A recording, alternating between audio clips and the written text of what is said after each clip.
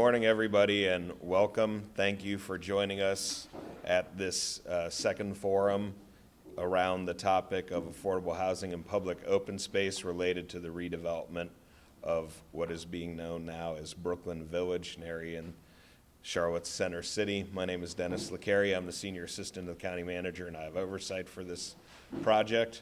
A couple of housekeeping things. There are 2 microphones in front of me. One is for the PA and one is for recording. This is being taped, and you will be able to go back and view the video on the county website at any time once we get it posted within 24, 48 hours or so. All of the other meetings that have happened previous to this have also been recorded, so you are able to capture all of those. As we move through the Q&A section, you will also be confronted with 2 microphones for the same reason, so I just wanted to let you know what that was about before we got started. Today, joining me, you will also hear from members of Conformity Corporation, the Peebles Corporation, Stantec, and Cole Genest, and they'll introduce themselves at the appropriate time. But I did want to do a little bit of background on how we got here for those of you who may not have been at a meeting prior. The county did go through an RFQ, request for qualifications, and then RFP, request for proposals phase. The RFQ allowed us to narrow down respondents, and the RFP asked for the respondents to reply to certain things that were important to us and that were evaluated. The key elements that you see before you were the ones that were adopted by the County Commission. Many of the criteria that are in here and some of the things that we are discussing today were put forth in the RFP process as minimums. And these minimums were derived from previous interlocal agreements with the Housing Authority in the City of Charlotte and others in order to assemble this land and other uptown land for redevelopment, things that have resulted in Romare Bearden, the BB&T ballpark, as well as opening the way for this redevelopment project. So going forward, we had to set some sort of values relative to the affordable housing and the park space. The affordable housing number was provided to us by our partners at the city and the Charlotte Housing Authority, and that is where the number of 30 units of affordable housing came from.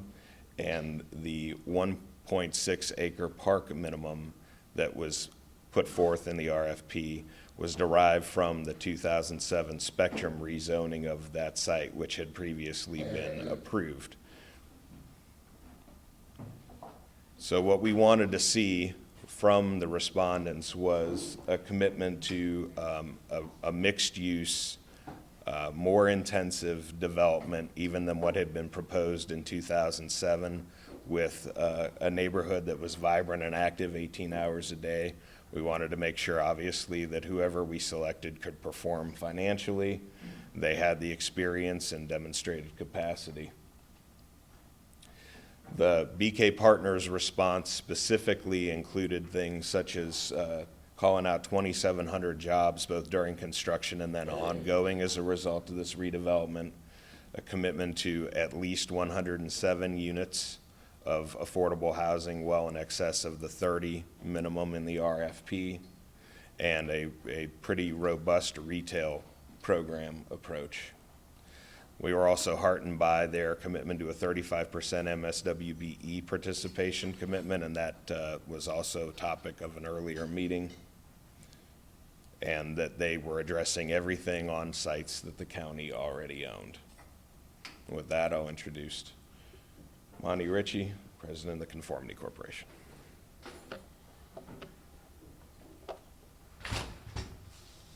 Thank you, Dennis.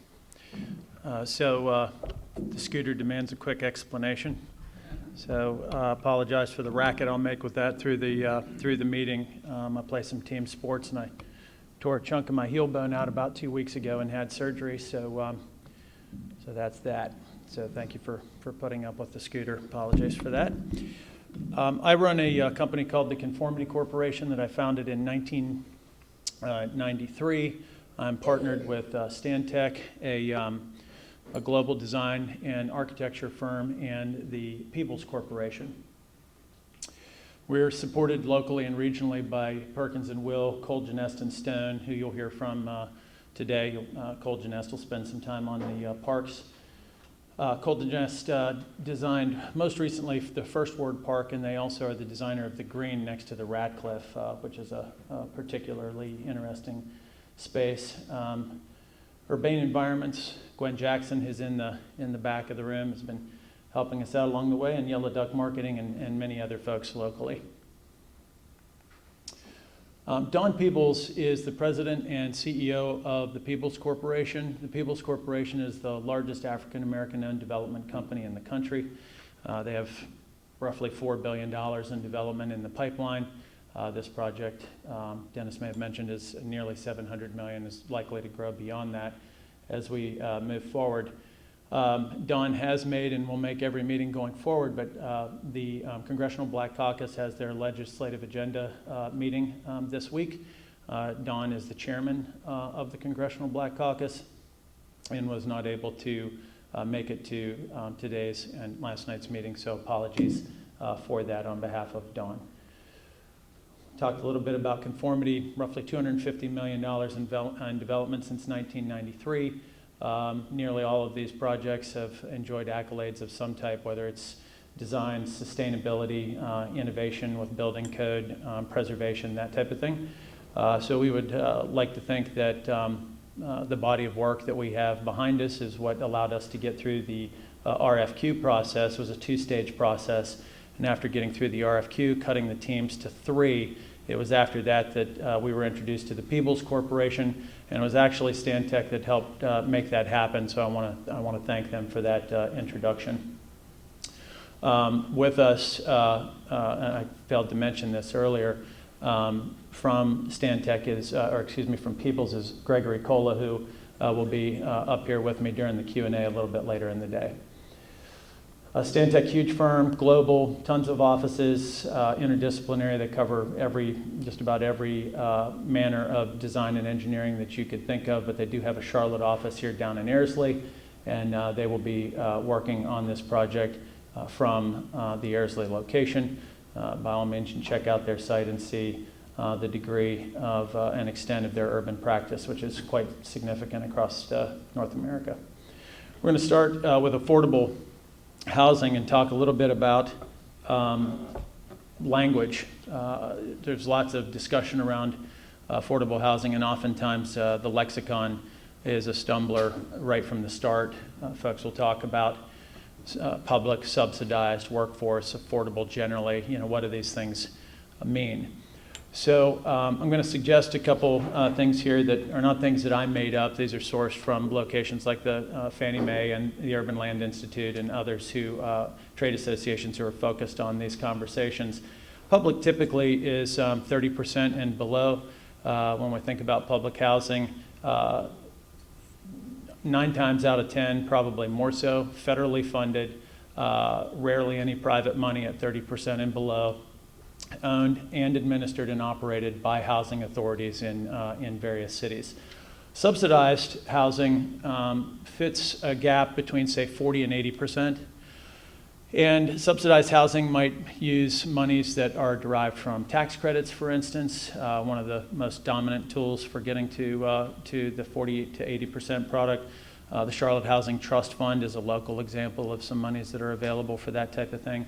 And that list goes on and on, but it takes up that delta between 40 and 80%. But there's some type of investment there from the private sector in subsidized housing. Workforce housing is a newer term, coined maybe 8 to 10 years ago, that deals with the difficulty that we're having in many markets, including Charlotte, to simply deliver units that are affordable to 100% of AMI, right? So AMI being area median income. So in theory, if you're at 100% of AMI, 50% of the population can afford to rent that unit, and 50% can't.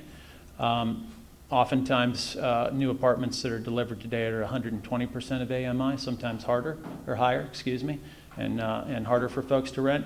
But workforce covers the gap between, say, 60 and 120%. We often talk about, and you've seen articles in the paper and elsewhere, talk about creating homes for teachers and policemen and nurses and that type of pay scale. Workforce housing shoots to fill that need. And really, once you get beyond workforce housing, which will oftentimes include some subsidies, but typically not tax credits. So there might be some unique approaches to getting the money together to get a product to a place where it's affordable for the workforce. Sometimes not. Sometimes it's all private money. But once you get beyond that place, it's simply market. Whether something is 10% of AMI or 150% of AMI, if it doesn't involve public monies of any type, it's necessarily market housing. So we can probably all identify some stuff that maybe you'd think is being pretty ratty housing, but it doesn't have any public money involved in it. And it may be affordable to 60% of the AMI, but it's market housing because there's no public money involved. So here's a quick slide on how some of those things work, and I touched on some of this already. Public housing, typically owned by the public, funded by the public, administered by the public. It's all public money when you're 30% and below. The subsidized product, which can include vouchers, subsidies, credits, and so on, between 40 and 80%, generally privately owned, incentivized by way of the credits and so on that are available to make it happen. But again, privately owned as opposed to public. Workforce housing, same thing, and of course, market is privately owned as well. So it's interesting to note that 30% and below really is the place where you see exclusively public money. So the definition of affordable in Charlotte in 2015, the federal government sets the definition of area median income. Naturally, we do not have the ability to impact how much money it is that folks are making in a MSA of over 1 million people. The federal government, working with Fannie Mae and other departments, Census Bureau in particular, establishes from year to year what the area median income is. And in Charlotte, it's currently $67,200. So maximum household income for housing, ideally, rule of thumb, 30%. So when we look at that math, it translates to $1,680 a month in rent, even at 80% of AMI. So the RFP requested 30 units at 80% of AMI. We've delivered 107 units at 80% of AMI. There are no public monies involved. This is, in the case of this workforce housing, it's all privately underwritten. The housing is scattered across the site. Do this without wiping out. So there's housing here and here and here. This is the area roughly of the vicinity of Marshall Park today. And there's also housing located here. So we have 4 different locations on the site.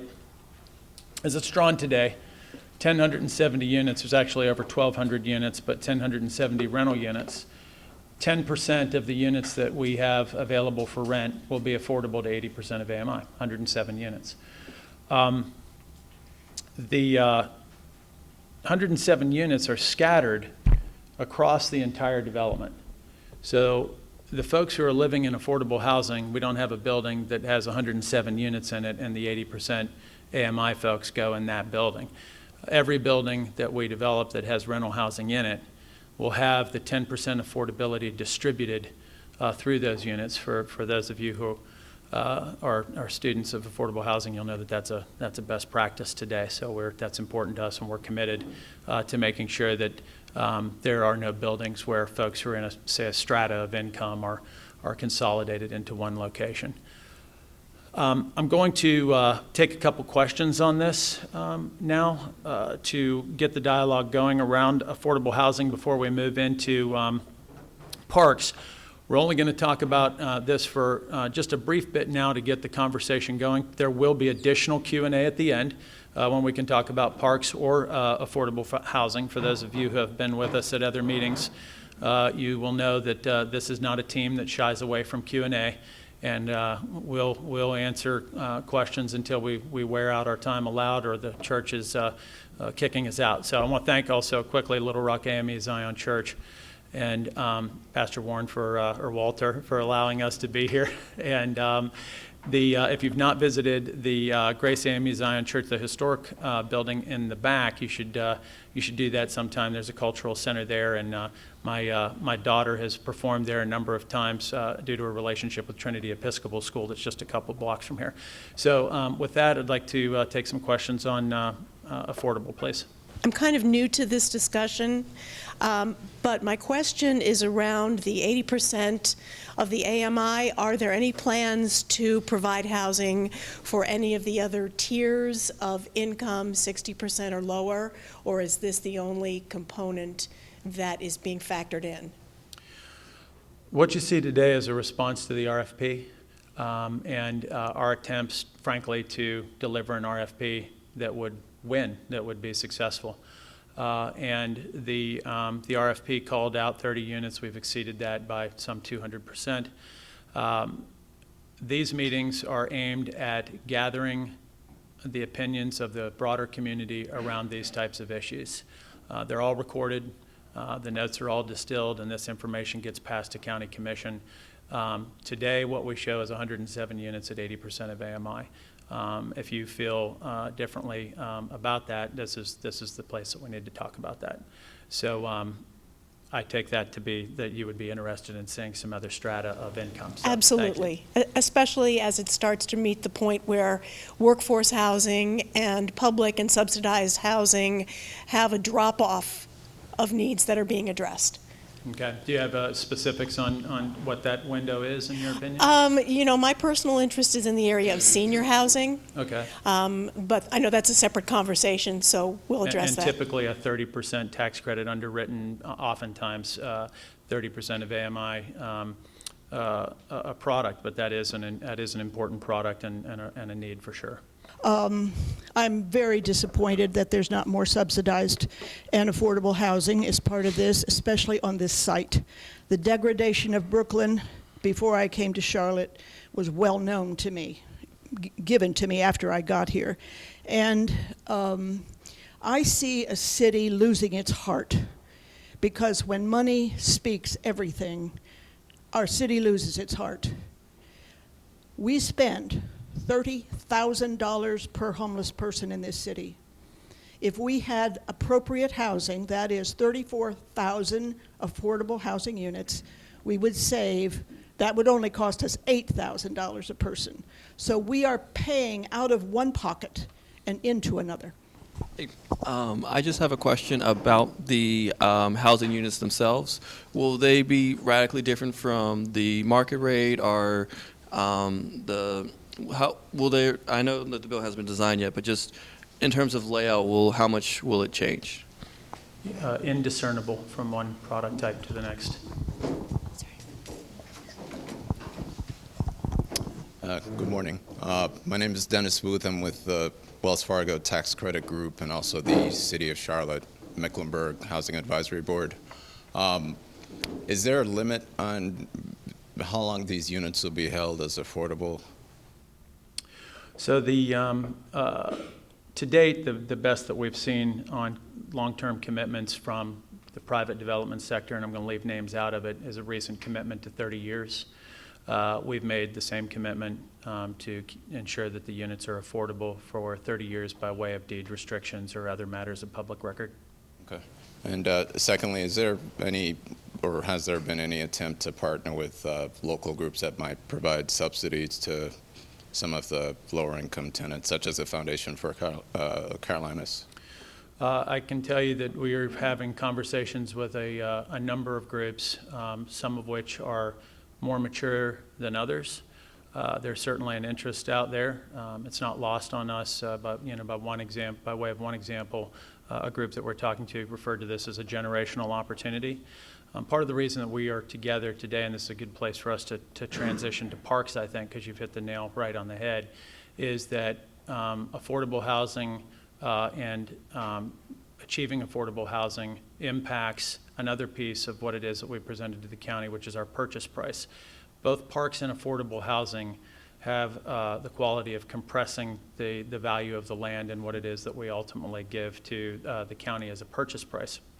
So we wanted to hit both of those topics side by side.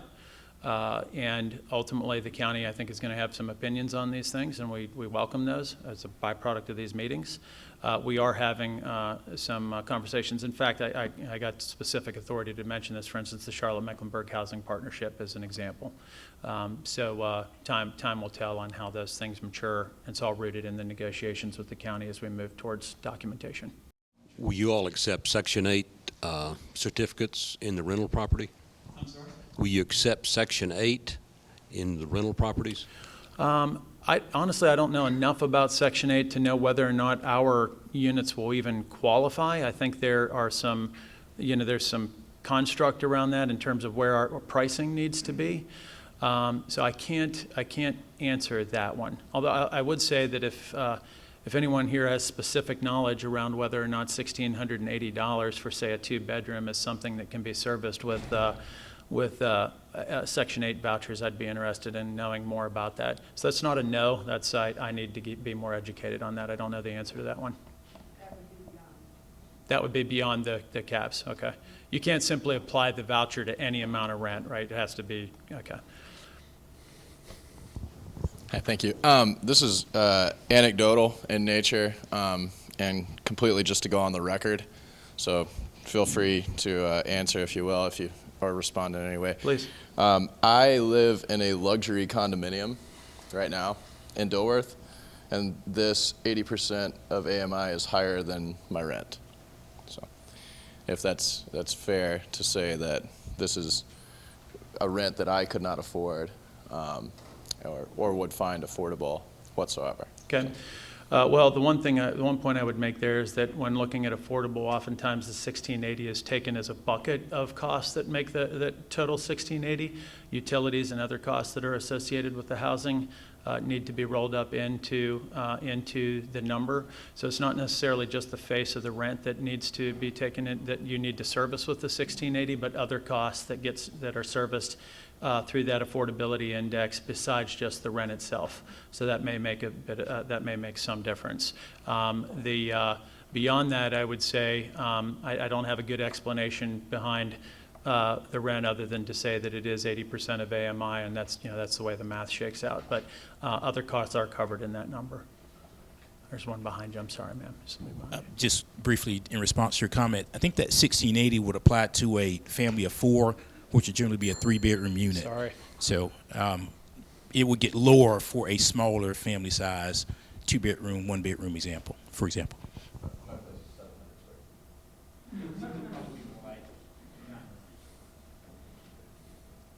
I'm Yolanda. I'm not a resident of Charlotte, North Carolina, but looking at the history of Brooklyn Village, yes. 1680, that's a lot, especially for the African-American community. So number one, I want to know where did you survey for the AMI? Because even as an educator on an educator salary, I wouldn't be able to afford $1,680 a month in rent. Okay. So when was the survey taken? Who was the population? And how would that be able to make it a community of diversity and not a community of one group of people that make $67,000 or more per year? Right.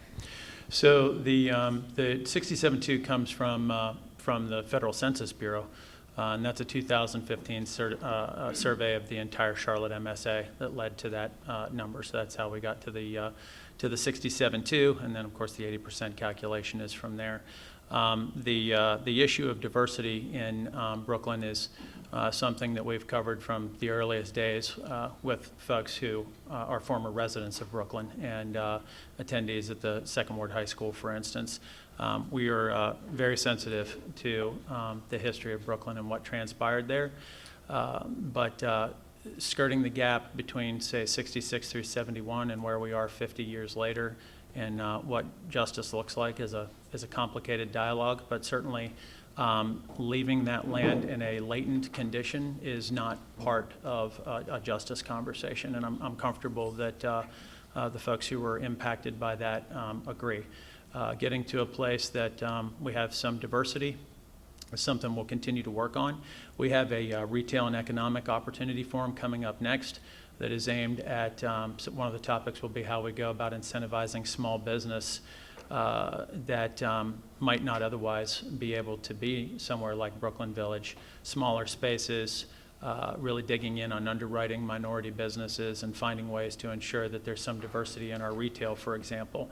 So we are conscious of that, and and certainly affordability is one of the ways that we do that. So I'll take your comment to be that you see it as too expensive and you'd like to see more affordable units. So thank you. Good morning. My name is Nikisha. Please bear with me. I'm losing my voice. I think my question supports your question and the answer that you gave. We see, and thank you for the commitment to 35% diversity in retail aspects. I would like to know, would BK Partners be willing to make a similar commitment to the diversity within the residential units as well, not unlike what you're making the commitment to the 35% on contracts and everything? Thank you, Nikisha, for bringing up the 35%, because I think that's a tenet that I skipped over. This is a huge commitment, north of $220 million in minority participation, and far exceeds any public commitment or private sector commitment on minority participation that's been offered in the past. In fact, our competition was substantially silent on minority competition, and Don Peebles himself has stood up here and said pretty blatantly that while we are interested in affordable, as evidenced by our efforts to exceed the minimum requirements, economic parity is where justice lives most completely. When folks can, I think, one of Don's quotes was, how long do we want to focus on building housing for our people as opposed to simply getting money into folks' pockets so that they can go rent whatever it is that they want to rent. $220 million going out the door to minority, women-owned, and small business is a huge commitment. And for those of you who have been participating in the MWSBE process, you've seen our commitment to that. So in some ways that goes to the notion of affordability, but coming at it from another angle, which is with the top line income as opposed to the cost side. Today we are committed to a minimum of 107 units at 80% of AMI. And we look forward to talking to the county more about what their expectations will be of us going forward.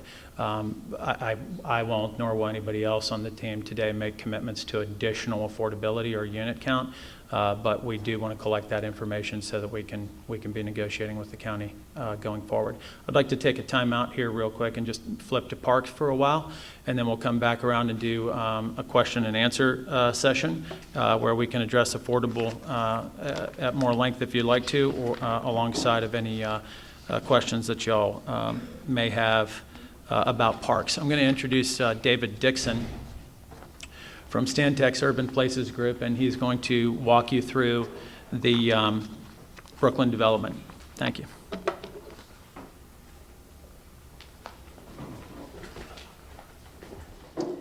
Thank you. My arrival is much less dramatic and departure than Monty's.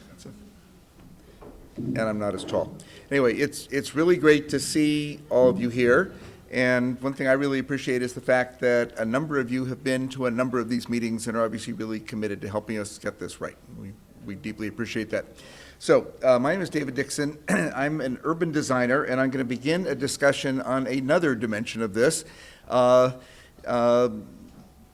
which is also very much about its fit with the larger community, and is this a place for everybody? And that's our public realm.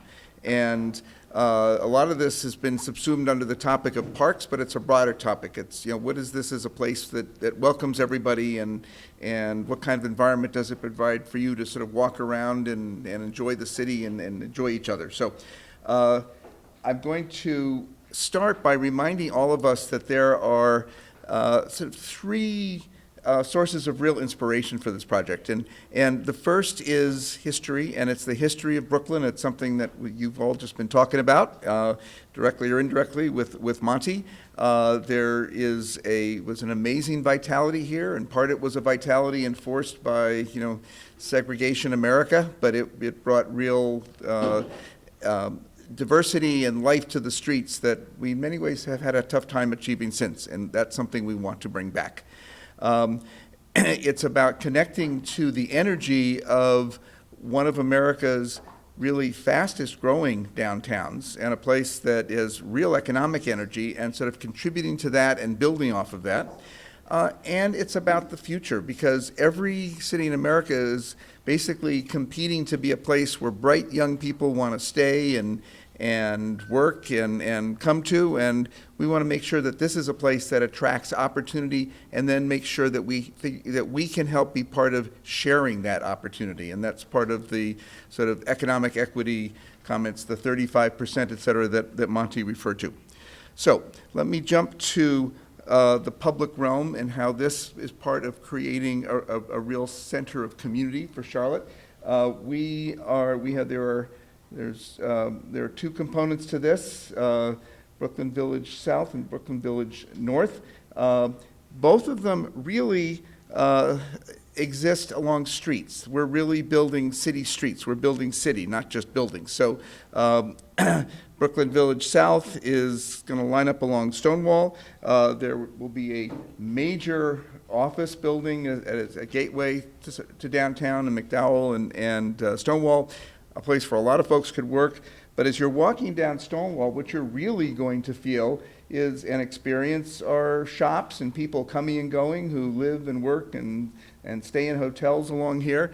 And one of the ways in which we want to introduce diversity, and I think this is part of public realm, is making sure that you're not going to walk by a bunch of franchises, but one of the things that BK is really committed to is helping folks start really cool businesses. And you know that's something the rest of us take to the bank, because a really cool local business that one of you helps starts means somebody pays more rent because they want to be in this environment where these kinds of things are happening. So as we travel over to Brooklyn Village North, once again, it comes to life along a street. In this case, a rebirth of 2nd Street, the same kind of variety. Up above, there are people of various incomes. Down below, there's a really wide variety of retail and food and things that everyone can experience. As we walk along 2nd, we come to a park. And we'd like this to be a 2nd Ward park. And I want to begin to talk today about that park, not to describe to you what it is, because it isn't yet. It's something that we want to plan and imagine, envision with all of you, and then begin to design. So I want to start by sharing with you some of the things that we're beginning to think about.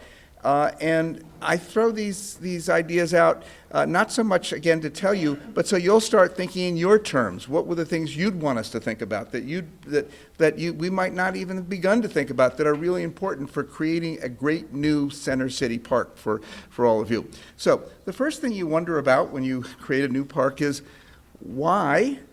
What are you trying to accomplish? Then what kind of space or spaces, really plural should it be, and then what are the tools to create it? And these are things that we'd love for you to all start thinking about and helping us with.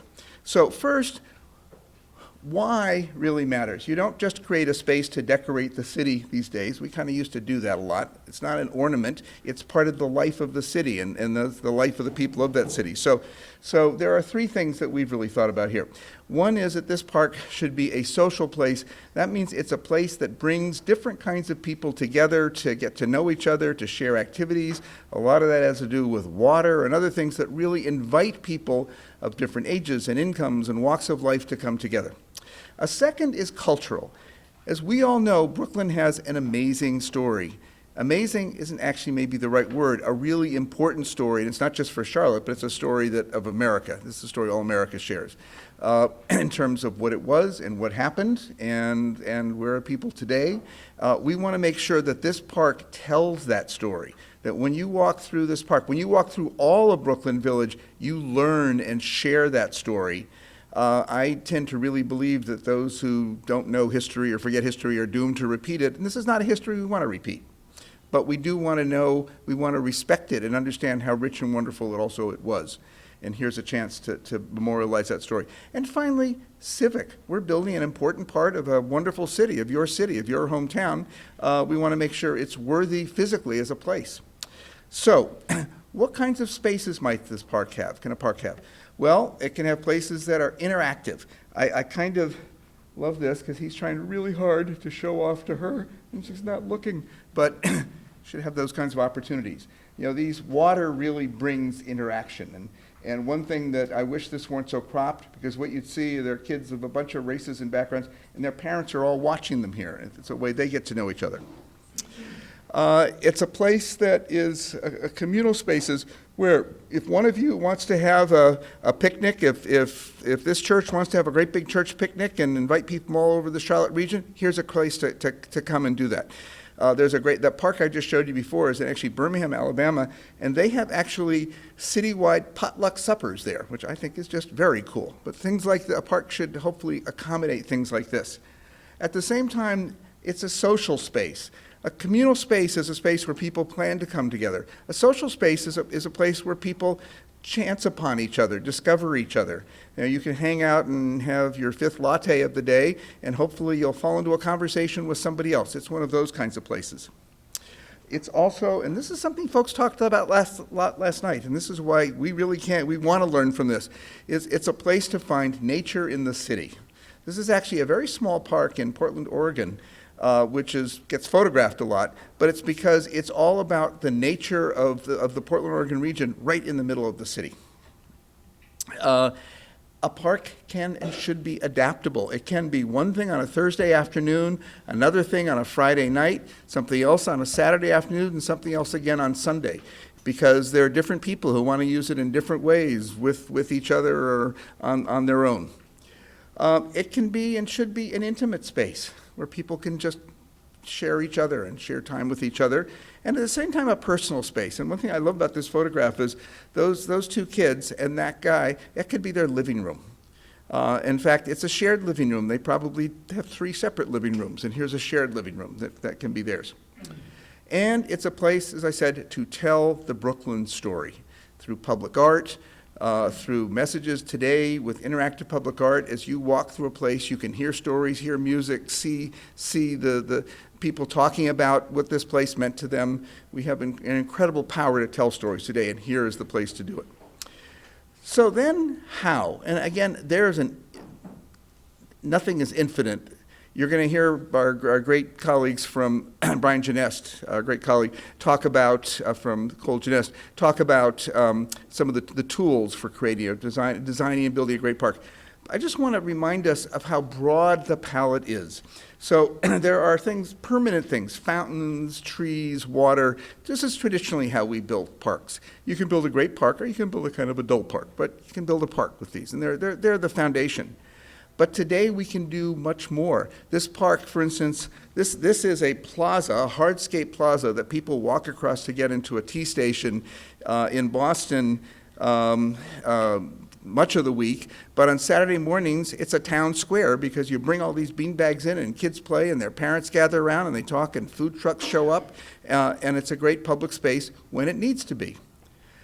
This is one of my favorites. This is a community can just come, and if you give people a stage, they can put on a show. They can bring the play, and these are we want to be able to accommodate this kind of activity.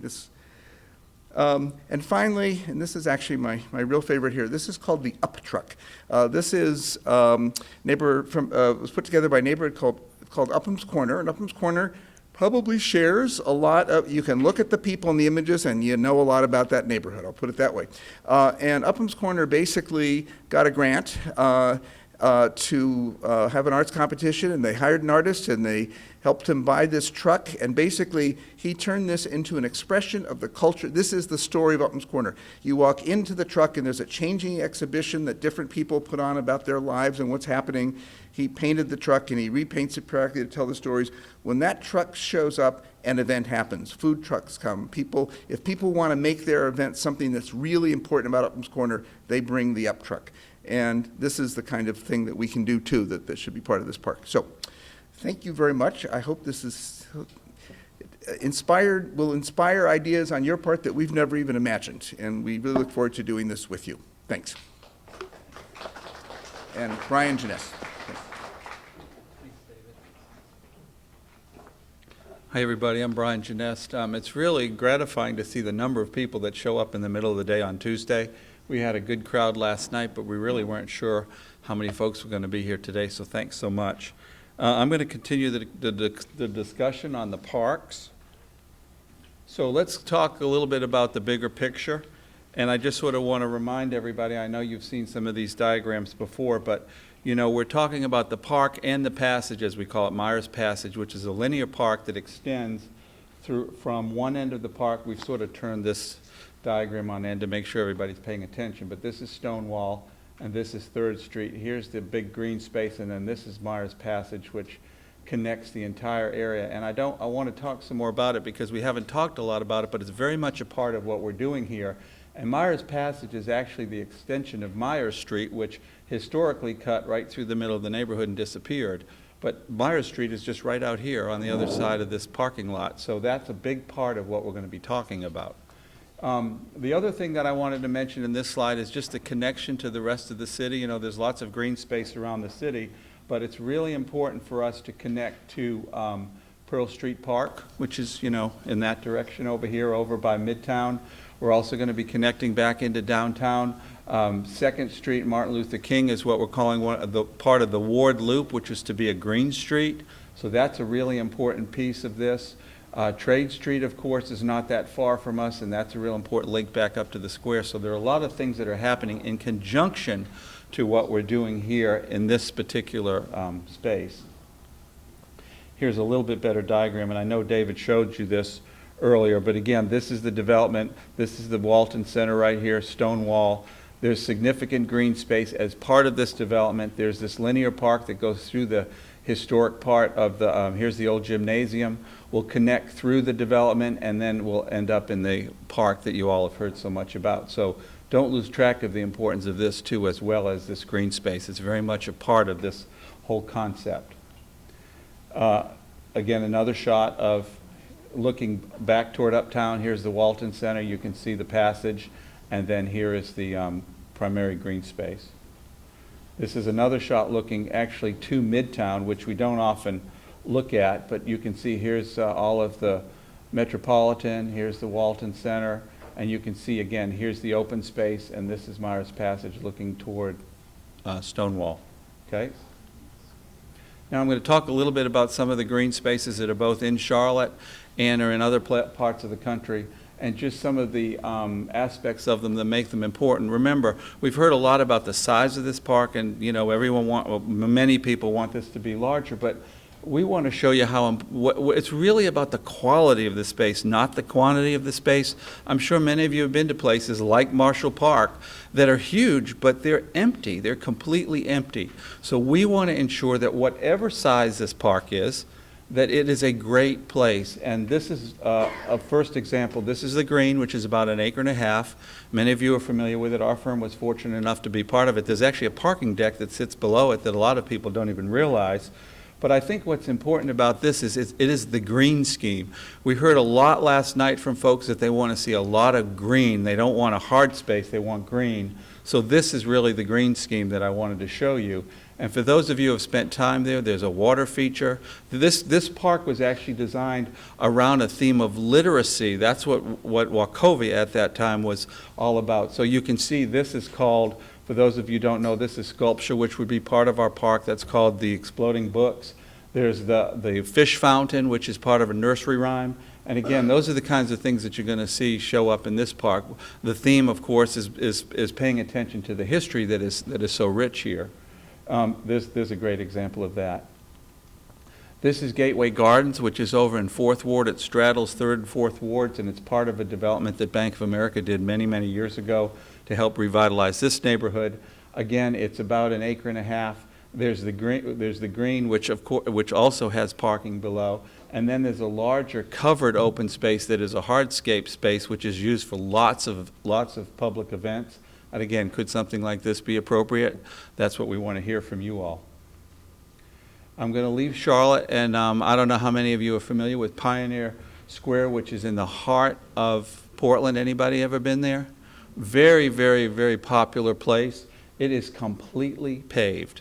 Again, not suggesting that this is what we want to do, but this is really what we would call the flexible space. There's many, many different events that happen here, and with a space that is completely paved, it allows for the ultimate in flexibility.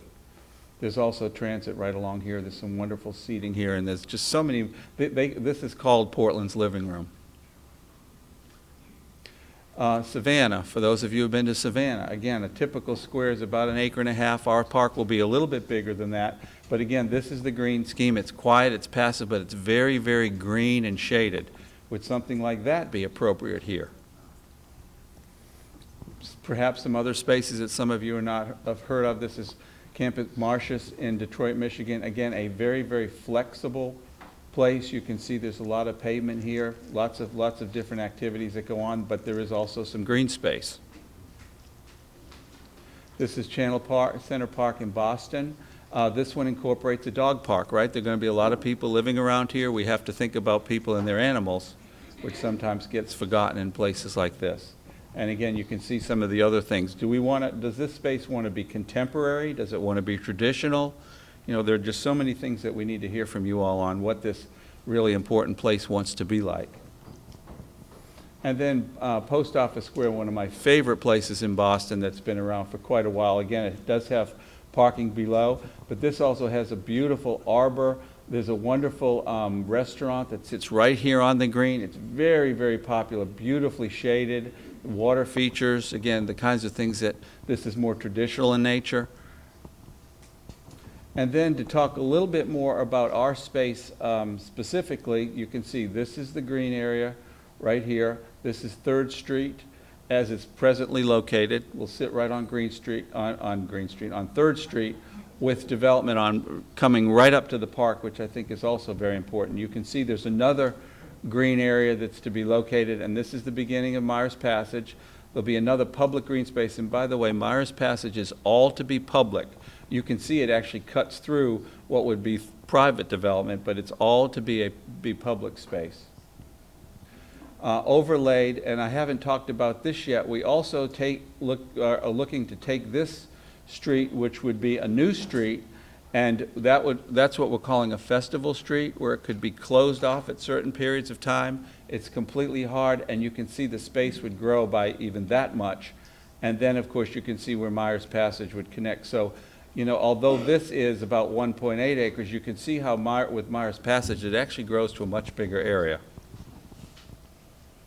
And there's Myers Passage again, continuing toward Stonewall Street. And then let's talk a little bit about now Myers Passage and some of the aspects of this. Bethesda Row in Bethesda, Maryland is a really great, it's a very small area, but it actually is between two buildings, not unlike what we're talking about kind of right in here, because we want to create a variety of spaces. There's this broad open space, and then there's sort of the smaller space, and then there's the linear park. So there's lots of things going on throughout this open space, and here's a great example of how some of these things could happen. This is Pearl Street Mall, which is, I guess, well, you can sort of see what's happening here. This is in Boulder, Colorado. If any of you all have ever been to Boulder, it's a very, very significant public space in Colorado. And you can see some of the things that happen here, and we can imagine how some of these activities might occur along Myers Passage. Another example. And then we're sort of back to our park, again, in this scheme, and this is, of course, going to change when we have more input, but this is Myers Passage, right along here. This is looking toward the west, toward Stonewall. This is where our Festival Street is located, right along here, and then, you know, what happens in the middle of this is all yet to be determined. And I'm going to turn that over to Craig, who's going to take us through an exercise. Excellent. All right, so good afternoon, everyone. What we would like to do is have some good conversations, smaller conversations at the tables. We've got a lot of our team is here to be able to sit down with y'all and talk about some of the things that particularly Brian and David mentioned. The elements of public space. What are those things that you think are most important that we need to make sure that we include? What do you think are the highest priority elements, the places you visited that perhaps we haven't mentioned, things that we have suggested that you think are really important? What's the balance? What's the balance of green space versus hard space? Space that's fixed versus space that's movable? All those elements we'd love to get some direct feedback on. When we're done, we're going to spend about 15, 20 minutes trying to get a lot of information. We filled up a bunch of boards yesterday with a lot of stuff, and we'd love to do that again. At the end, we'll do a report back because we'd like to hear a summary of what each table talked about, and then we'll have an opportunity for questions and answers at that point about the general, about the parks and some other things, making some follow-up comments and things we didn't cover as part of the larger discussions. All right? So for those folks who are at smaller tables, maybe you're 2 or 3 folks, if you could maybe move over to a table that maybe needs a few extra chairs around it so we can get some good conversation. Probably the 1, 2, 3, 4 good tables and a 5th one over here. We'll be in good shape, and we'll spend about 20 minutes doing that. And please be as detailed as possible. Thank you.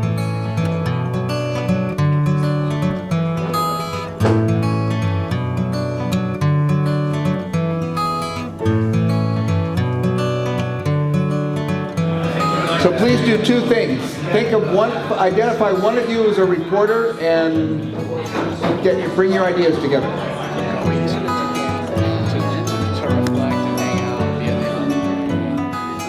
And we have a lot of beautiful parks downtown, and so this park needs to everything in it. I don't think it should be about nature. I don't think it should be anything else but the history of the tragedy that happened here 60 years ago. It would be great to sort of put it someplace where you can incorporate being able to grow some type of food in the environment.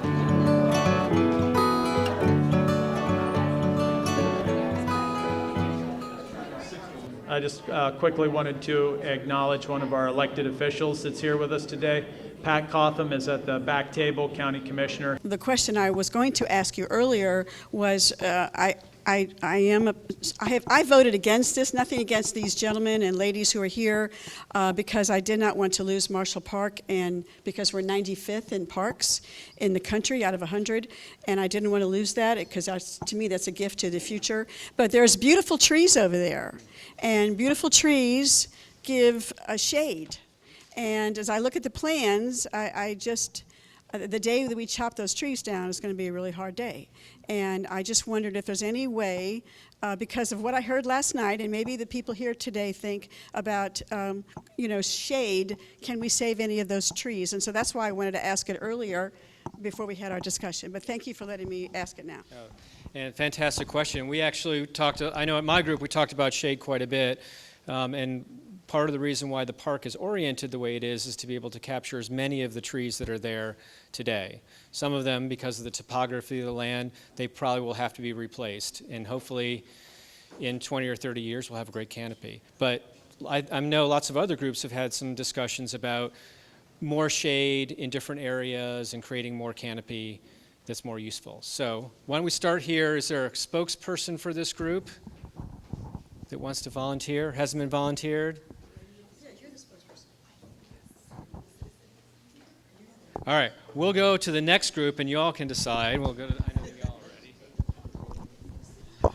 Okay, at our table, we discussed several usage for the park, one mainly being shade, more water, more adult activity, stationary equipment for exercise, especially for the elderly. We also discussed an area to where it can be more communal for protesting if needed, as well as to be able to discuss needs for the community. Lots of activities.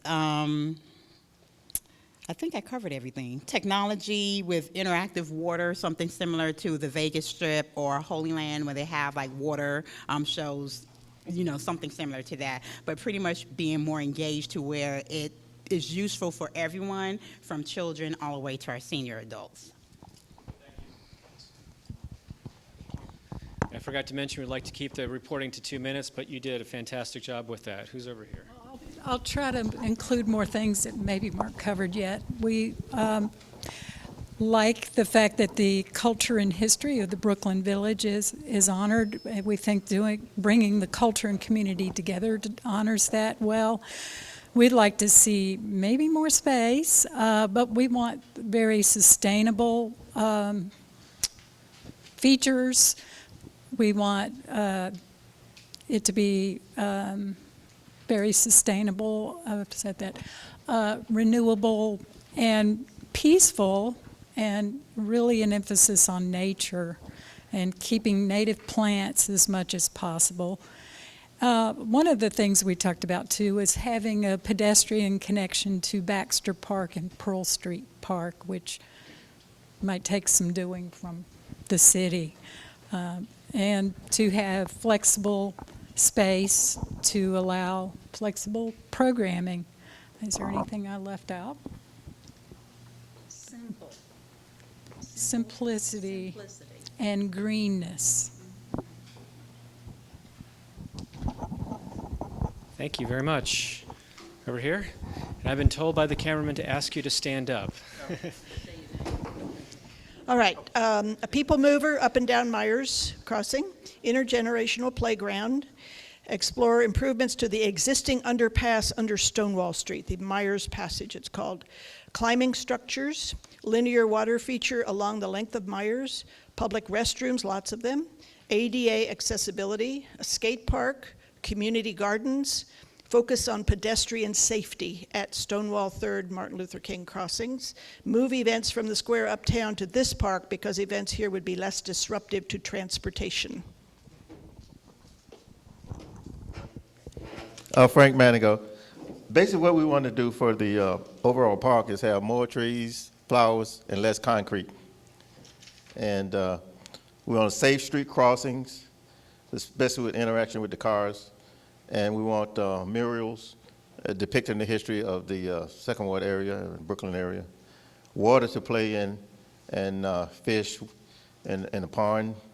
Art you can interact with. Community gardens. Dog park. A stage and theater for performances. And lots of restrooms. Porch swings. And places for climbing. And interactive materials for kids.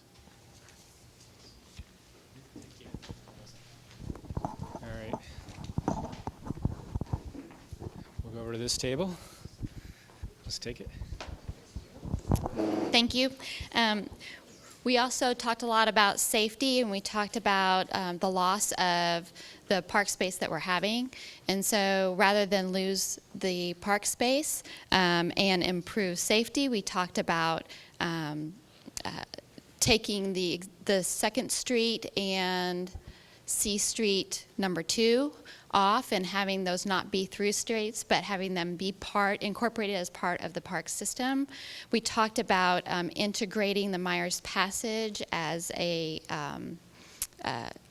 greenway that had allowed connectivity and incorporated pocket parks that would allow for the variety of different cultural activities. We included lots of edible different amenities, whether it be trees along the way, whether it be a garden, a community garden, maybe it would even be rooftop gardens. We talked about flexible seating and lighting, and that those things were important, and that there might be opportunity in a sustainable fashion to utilize solar lights as both shading fixtures and then also for lighting. Yep, I think connectivity, safety, and the programmable park space and the pocket parks along the way, and connecting all the green spaces was our emphasis.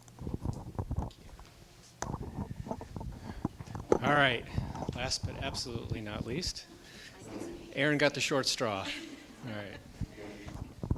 right. We had lots of great ideas over here at our table. Lots of comments about green and tree preservation, which we've heard a little bit about already.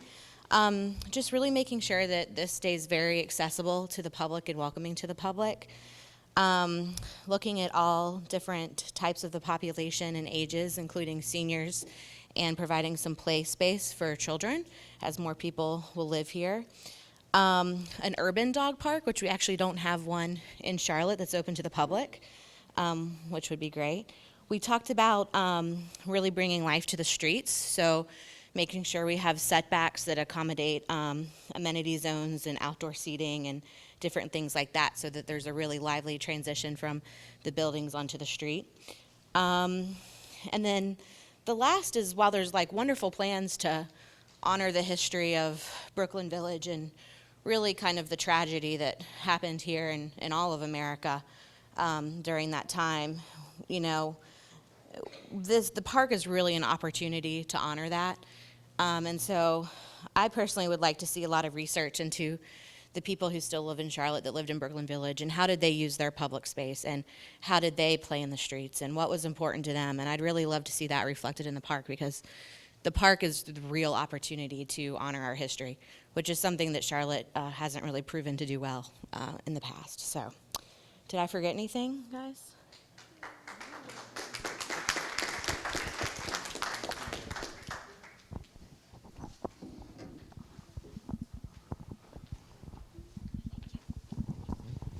Okay, so we're going to do a little more question and answer. Thank you all for being so involved in that process, and thank you to Stan Tech for putting it together. Before we take any additional questions, I'd like to do a little bit of housekeeping real quick on our efforts so far. So, Nikisha, you asked a question earlier, and two people have pointed out to me that I was not listening.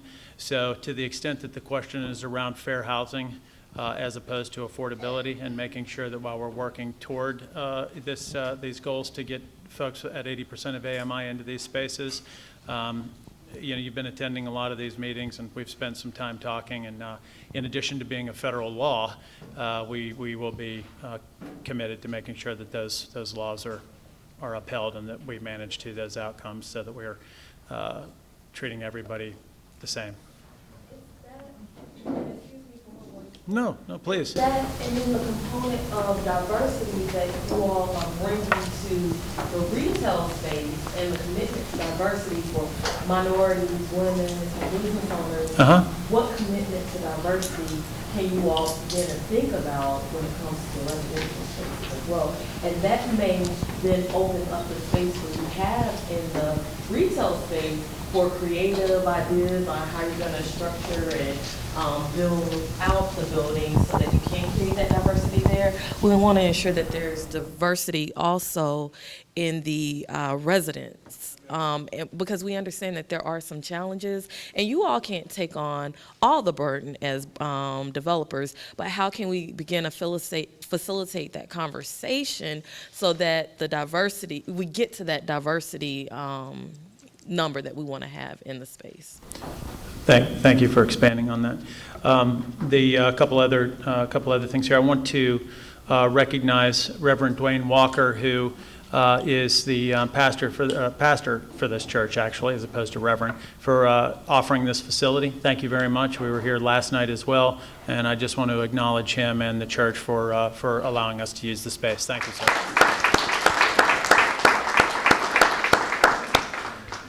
The affordable number that we talked about earlier, I want to expand on that a little bit as well, 1,600 and change.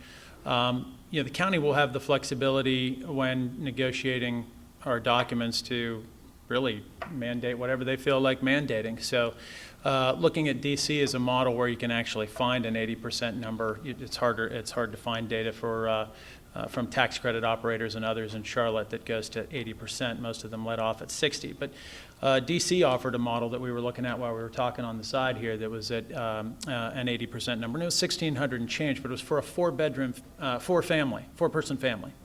So perhaps a three-person family, two-person family, one person, or the rent goes down. These are tools that the county is going to have available to them, and you know, I can't say that I know exactly what they're going to ask of us from there. I can't put the 80% number out there, but to the extent that they'd like to see a sliding scale, we are going to listen to whatever it is the county says to us as it relates to getting to affordability that benefits everyone. On the trees issue, so this guy right here that's kind of stands out from the other trees, it's got a little bench seat around it right here. That tree exists today. There's the large stand of trees down below, but there's one tree in particular that's surrounded by azaleas and some granite boulders and so on, and it's just west of what will become Myers Passage, which of course is running through right here. So you can see that tree right up against 3rd Street today when you're down in that area. To some pay meters right here, we can hop out and look at it. So we've had a number of arborists look at that tree, and that tree definitely existed whenever Brooklyn was raised. One of the things that's so tricky about Brooklyn is, aside from the Second Ward Gymnasium, the colored YMCA for boys on Brevard, the Mecklenburg Investment Company building, and the Grace AME Zion Church, there's simply nothing to key off of, which is, we have, as a company, a huge commitment to preservation. We've done a ton of preservation work in a town that doesn't do a lot of preservation work. And you know, the narrative behind what happened in Brooklyn is something that, that I've taken very seriously from the get-go. And we end up with things like Myers Passage and other things that we're going to try and achieve that pay homage to the tough history there, but being very careful not to be, you know, no pandering, no, you know, nothing that is so easy to do something that could be perceived to be lowbrow. So it has to be, you know, very, very thoughtful and considered. And we've been getting down that road, working with some of the folks who were affected. I do want to acknowledge some folks who attended the Second Ward High School who are with us tonight. Vermel Ely, Gwendolyn Lucas, her husband, David, and Frank Manico are at this table right here. So I want to thank them for continuing to be involved. So we are focused on that one tree in particular, Commissioner Cotham, but message received on the importance of trees. Questions?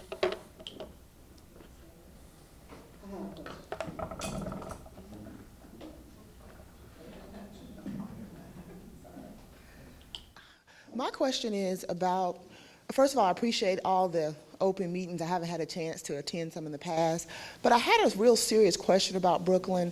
I see that the developers sort of went further than what the county asked for affordable housing, but I don't understand why we didn't include a component for sale housing for Brooklyn, and why aren't we sort of asking for that? I don't feel that this is going far enough to sort of, we talk about paying homage to Brooklyn, but the reality of it is a lot of seniors today came out of Brooklyn that are living in a lot of these neighborhoods that are being gentrified.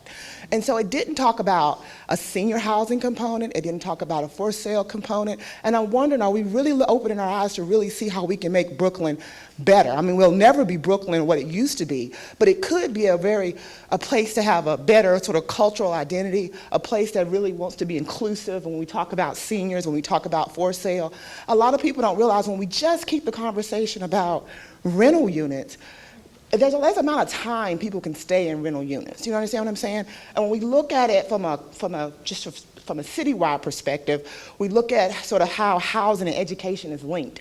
And we have an opportunity here for the county to really push this project, because this is county-owned land.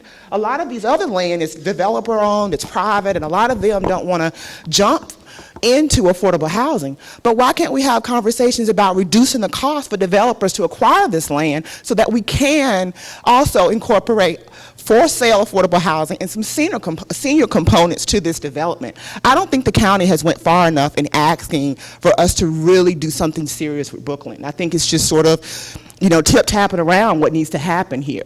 And I think that as we continue to have these conversations, that we really approach the need for sale affordable housing and realize how that affects us and how it affects the communities. That's a question I don't really understand. I have a cold here, so I'm sorry, I have some allergies, but I think that we need to go further with this development. And I think that, you know, when we look at, was an all-white county board, not to be, you know, inconsiderate of anybody's feelings, but essentially they destroyed Brooklyn and it's gone. But Brooklyn can rise out of the ashes as something great now. And I think that if we want it to really be something that we can all be proud about, I get the park, I get that space, but most importantly, we need affordable housing, we need for sale affordable housing, and our seniors who came out of Brooklyn today, who are being displaced through gentrification throughout Charlotte, they need a place to go. Why not honor them? Because a lot of them who are here now, give them a senior component to this development. I don't think it's going far enough.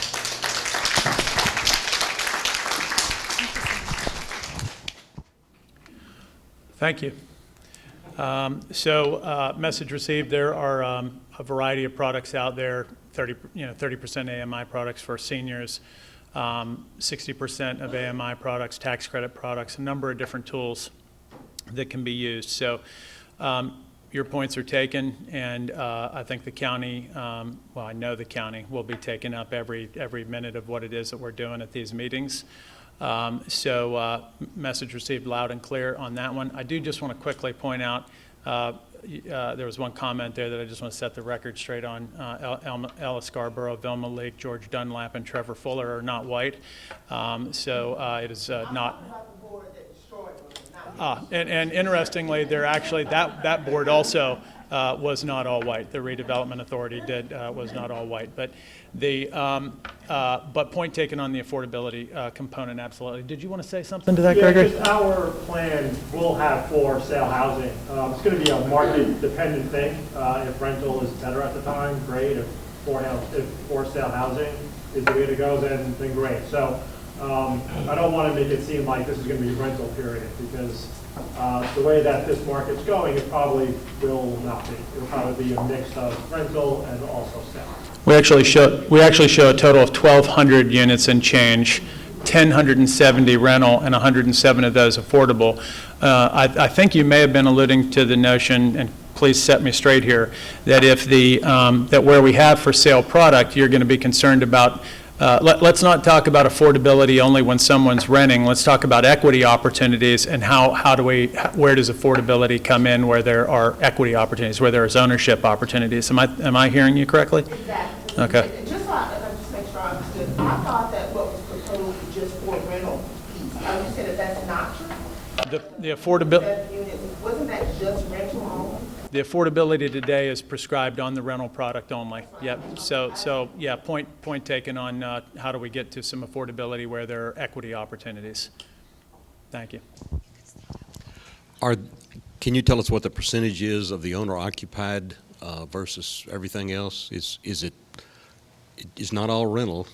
No, so about 1,240 units total, and 1,070 of those units today are rental. So I don't know what that works out to exactly, but I'm going to say about 80% rental as opposed to for sale. They are condos. There's no single family in the development.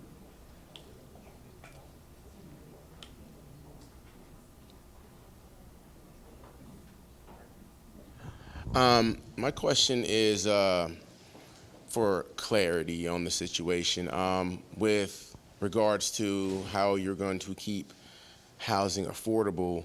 And I'm not sure what I'm sure I'll be filled in on other things, but keeping housing affordable and only having 10% of that population to help to fill that affordable gap. So if only 10% of these houses are affordable and 90% are not, how are the people going to live there and make a cultural difference where the community is right now? I don't have the answer to that. It's not possible. I mean, I'm just like asking the question, like what thought pattern went into that and said this would preserve this area of culture? Because if you're moving all the people who lived here out of the area, then the culture is going to be different regardless of what you say. Yeah. Well, we haven't moved anybody out of the area. No, I'm not saying that. I'm just saying in general, if this is what we're proposing and we're only going to have 10% affordable housing in this revitalized area, and if I'm 10% of a population and income and I'm up against the 90, I am not going to have a better opportunity to make an impact to where I live because they're not going to know anything about where I live.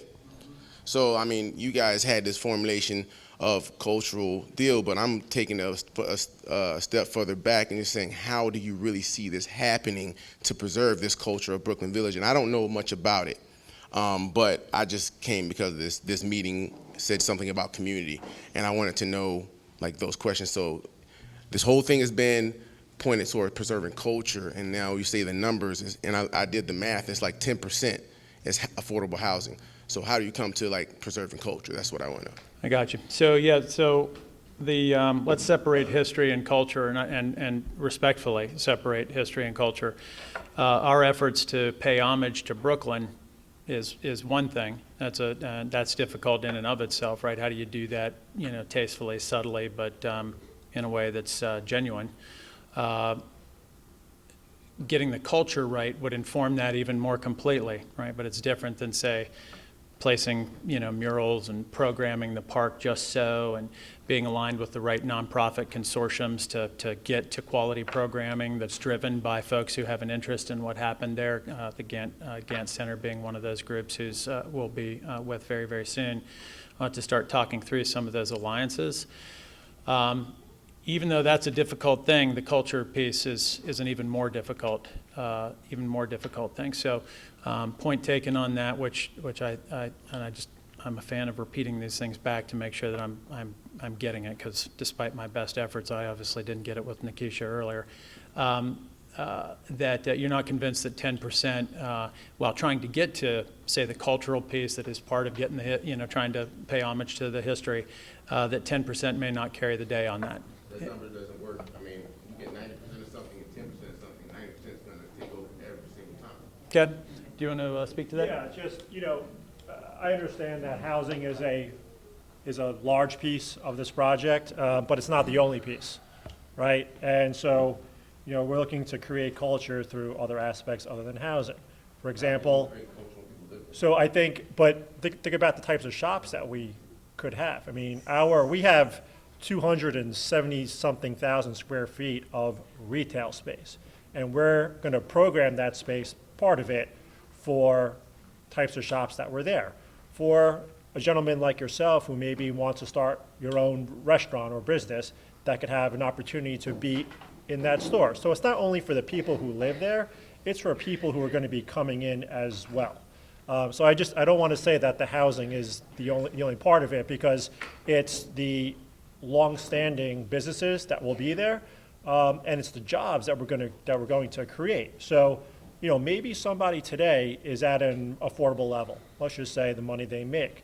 The types of jobs there's a lot of jobs. I think, we mentioned there's going to be $200-something million of minority businesses that can be a part of this site. So maybe today you're here. Maybe through a project like this, we could bring you to here. So, whether you can afford market or affordable doesn't really matter. So I wouldn't say that 10% of the units are going to be affordable only to African Americans. I think there's an opportunity to have market rate units because of the jobs that are going to be there. Well, I get you saying, but first, I never said like African American. Okay. That never came out of my mouth. I was talking about culture and how it has been in Brooklyn. And like I said, I do this with all due respect. Mm-hmm. But we're hearing a lot of hypothetical stuff that could possibly be impossible, but there's nothing solid, and it's like a sold information on things there's nothing really solid. You don't give me anything to base anything off of. You give me 90% and 10. Well, there's other ways that can happen, but first of all, you're leaving the point out was saying that, hey, there's not even a way that these people can live there right now, who live there, because if you look at the average income in the area there, doesn't say equate to anything where we can get even the 10% in that house, in those housing. So, I've seen this across the country. I travel the country all the time, and I've seen these areas, and none of them do what you're saying they're going to do. And if you can give me some examples, I'd love to do some research on that. But I don't understand where we're talking about, because things are said through process and then they never come. So we're with public land now, and we want to ensure that. So, those numbers, just off the base of things, don't work for me saying this is going to be preserved culture. Sounds like it's going to be in and everybody out, and people can afford it to live there. Yeah, so agreed that affordable housing is an issue across the entire country. Without being flip about it, we're not going to fix that. We've responded to an RFP, threefold what was requested of us.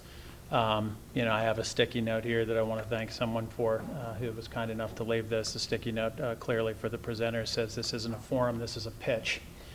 And the fact of the matter is that we'll have probably close to 80 hours into quote unquote pitching this thing whenever we're done with the community feedback portion. And our desire to get at your type of feedback is genuine. So you're not comfortable with the 10% and message received on that. I think that, and I don't want to leave you or anyone else with the impression that I think the primary way we get back to the culture in Brooklyn or paying homage to Brooklyn is by way of delivering a ton of affordable housing. It just would not be true. That's not our primary approach to getting back or paying homage to Brooklyn. It's many, many other subtle items around telling the story of Brooklyn and keeping the community that was a part of Brooklyn initially involved as we think through how we're going to perpetuate the story of a people, not a place, not buildings, because those aren't coming back, but rather the story of a community that was destroyed, made up of people, and ensuring that that story lives on as they're no longer with us to tell the story. So they're separate things, and I'm taking the, but no takes and point taken on the 10%. And as it relates to commitments, we are bound to 107 units at a minimum. So this deal will not happen with the county unless we do at least that, and they're going to be listening to feedback like yours on what else it is that we may need to do whenever they start talking to us about getting to contract, which will be late this year, early next year. So to your point, this is the early part of the process here, and we're going to go to paper soon. So you bet. Yep.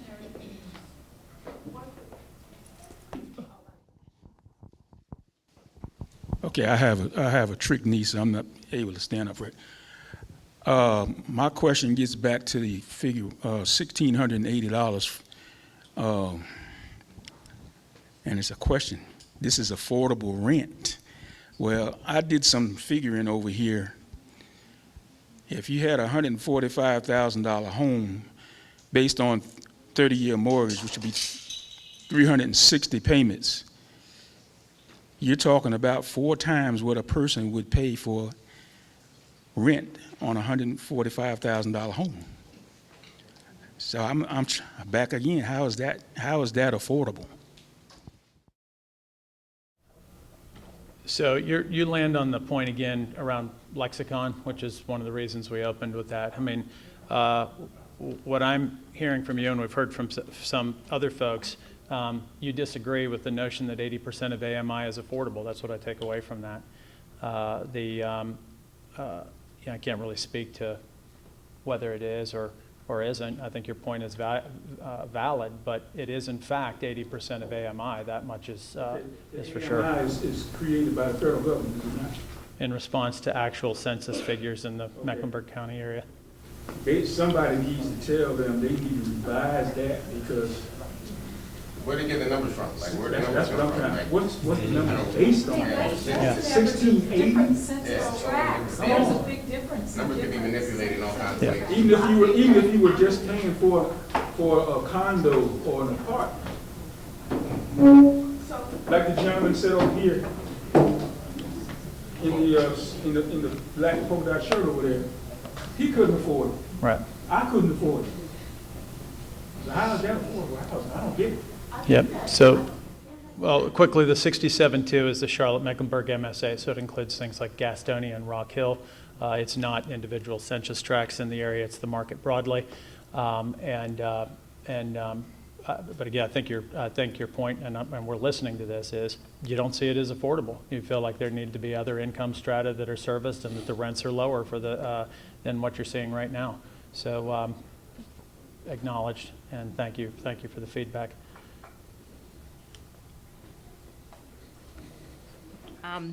Along the same lines, I just wanted to put a couple of data points out there. Earlier in the remarks, there was a comment made about generational opportunity, and I wanted to just share a couple of stats that I went back to take a look at. There is a report that was recently published by the North Carolina Poverty Research Fund through the UNC Urban Institute that talks about income and income disparity and economic hardship. And when you talk about AMI at 67.2, there are 70% of African American households in Charlotte that earn less than $60,000 versus their white counterparts across the region. 86% of whites earn greater than the AMI. So there's some real math and some gaps there that need to be addressed when we talk about affordability, particularly when social mobility and affordability and economic hardship is a community conversation. And then secondly, when you talk about generational, and I don't want to assume anything, we saw in the 70s when affirmative action was brought up to generate inclusion in who today the benefactors are of affirmative action. I would strongly encourage the partners, the project managers in this project to really think outside the institutional box. We have to follow laws as it relates to all of the development efforts, but I think this type of project to really incite economic inclusion in this community in particular, that it requires a tremendous amount of bold leadership and courageous and innovative and disruptive, in this particular case, planning in order for that to happen, because the data doesn't lie. When you have 70% of people that are living almost below poverty, the working poor, and this conversation that many have mentioned about affordability and generational opportunity, we see in other development projects where those generational opportunities are going to people that may meet the requirements for affordable housing, but don't necessarily meet the requirements for economic inclusion and social mobility in this community. Thank you. That's handy data. We'll take a look at the Poverty Research Institute. Also, thank you for attending multiple meetings. It's worth mentioning, I think, that Brooklyn in its initial form, of course, was a byproduct of complete segregation, and we want to do what we can to be working to solve problems that deal with the type of disparities that you're talking about. So we'll dig in on that. Thank you for the data. My question goes, I guess, to statistics. Currently, what is the percentage of minorities employed at Stantec and Conformity? I own a number of firms, and the Conformity Corp, there are 4 employees, and the test here, whenever we are looking at participation, is MWSBE, so minority women and small business owned. So the 2 women who work for me are currently in the back of the office, or back of the space here, so that they make up 50% of our office. I also own part of Legacy Real Estate Advisors. One of my partners there, Rodney Faulkner, is African American. You can count on one hand the number of commercial real estate African American practitioners in this service area. Rodney is one of those gentlemen. And I can't really speak to the Stantec stats. They've got 22,000 employees. But I'd imagine there's a good bit of diversity built in there just by way of the geography. Do you want to talk about that at all? Yeah, I think, with 22,000 employees, I wish I had the number on the tip of my tongue, but I don't. I'm happy to get that. I want to coattail on that very quickly and just say this has come up during our MWSBE conversations. I know that Stantec is doing some hiring right now. It's one of the earliest opportunities that we have as it relates to job creation. And I know you spent some time with some folks at the Tuesday morning breakfast meeting, most recently receiving resumes and doing interviews. The professional services phase of any development, lawyers, accountants, engineers, architects, and so on, is a particularly difficult phase of the work for us to achieve our 35% participation. Frankly, not because we're doing anything wrong, but because it's just a very difficult phase of the development for us to locate the talent that gets us to 35%. So please keep us in mind if you know folks who are in those lines of work, architects, engineers, and so on. Think advanced degree or somebody who seals something.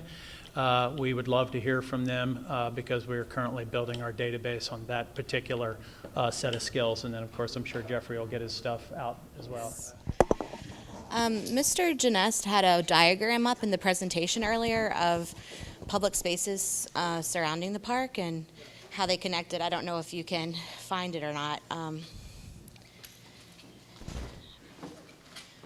Yes, yeah, close to that. There were some pictures of the public spaces, but I'm Erin. I'm an urban designer for the city of Charlotte, and I just wanted to bring to y'all's attention the Government Plaza. Yeah, it's actually we just want a grant to look at the transformation of that as a public space, not just for the government center itself, but actually as a continuation of series of public spaces for the community and for this part of the city. So while that connection to the courtyard plaza that you have drawn now is certainly very important, all connections are, there's no plans for anything to happen in that, where the courthouse is, in that. Right, there is a lot of momentum from the city to transform that space, as well as the green lawn that is adjacent to it in front of Old City Hall, which is off the map. And those two spaces connect, and there's real momentum from the city and possible funding for that plaza, which is quite large, and the Old City Hall Green to actually become something that contributes to the community. And we're quite aware as well, that the government center sits in the heart of what was Brooklyn Village too. Yes. I'm so sorry, we talked about it in the office and somehow it got missed, but this is the space you're talking about. And Myers Passage could easily do this and then kind of zigzag around. Right. And right now there's an abysmal connection of some stairways. Yes. 26 of them. Right, which are completely inhospitable to anything. But with the redevelopment of the plaza, I mean, there's talk about that changing and how that could become a completely different environment. Also, this piece, which I didn't talk about, is that across that divide, which is 3rd Street, the highway, we have to find a way to safely be able to cross that street if we're going to make any attempt at connecting over here. Right. So working with DOT is really critical. So it's our hope, as from the Urban Design Studio as part of the city, it's our hope that the park and then direct connections can be made to that government plaza, because it's going to become a space for the community, not just for city employees, hopefully in the near future. So just wanted to point that out. Yeah. Thank you very much. We've been focused on that bias, the diagonal red line that you see there, which keys off of the canted face of the government center early on. So it's exciting to hear that there's something happening there. Anyone else? Pastor. Yes, just wanted to again thank everyone for being here and how much we appreciate you using our space to have this very important conversation. As pastor of Little Rock Church, I do want to just say that Little Rock has been in this community for almost all of our 133 years of existence. We just celebrated our 133rd church anniversary this past Sunday. Thank you. And we're very pleased to be a stable in this community and so happy to still be vibrant, and I think we look good for our age, but we continue to be to want to be relevant and also a very important part of the Charlotte community and a part of the Charlotte story. I want to just share, and I think someone was here last night and mentioned that Little Rock AME Zion Church was able to reacquire our old facility, which was the old Little Rock Church. It was used for many years as the Afro-American Cultural Center, and is now the Little Rock Cultural Center. We reacquired it from the city of Charlotte in 2009, and are trying to do our very best to house much of the culture of this area and continue to have a commitment to the city of Charlotte and to the community and the citizens of Charlotte, and just want to ask that as we continue to converse about this very exciting revitalization, that you would be sure that Little Rock is considered, that our cultural center is something that could be a part of what you are seeking to do. There's a hymn by Fanny Crosby, Pass Me No Gentle Savior. One of the lines says, "While on others thou art calling, do not pass us by." And that's what I wanted to say. While on others thou art calling, do not pass us by. And we're always welcome to come here and to be a part of whatever it is that we can offer. This conversation, this dialogue, we are certainly available to you. And thank you again for being here. Thank you, Pastor.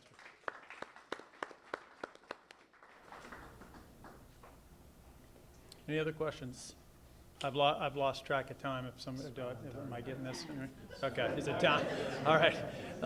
Thank you all very much for participating and for your feedback. We have retail and economic opportunities coming up in 2 weeks. Please do check us out. I'll throw our information up here on the screen real quick in the event that you need it.